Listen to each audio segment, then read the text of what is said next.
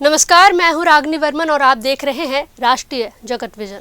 आज हम आपके सामने जो न्यूज़ लेकर आए हैं, जो खबर लेकर आए हैं, वह सिर्फ अपराध नहीं बल्कि मानव मन की भयावहता, मानसिक विकृति और समाज के लिए एक गंभीर चेतावनी है।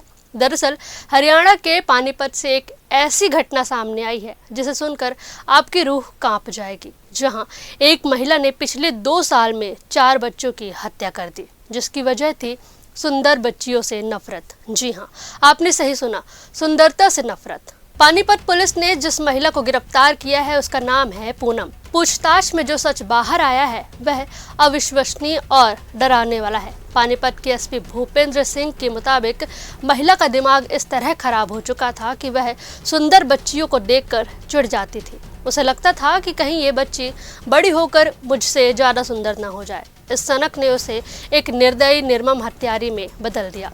इस महिला ने 2023 में 2 बच्चियों की हत्या की। फिर शक ना हो, इस विकृति के चलते उसने अपने ही बेटे को मार डाला। यही नहीं, अगस्त 2025 में सिवाह गांव में एक और बच्ची को मौत के घाट उतार दिया, जो सिर्फ 6 साल की थी, जिसके बाद अब जाकर वो पुलिस के हाथ लगी। एसपी ने आगे बताया कि यहाँ ये इसलिए पकड़ी गई क्योंकि 6 साल की कोई बच्ची पानी के टब में डूबकर नहीं मर सकती थी, जिसके बाद तफ्तीश की गई, शक बढ़ा और आखिरकार सारी कड़ियां इस महिला तक जा पहुंची।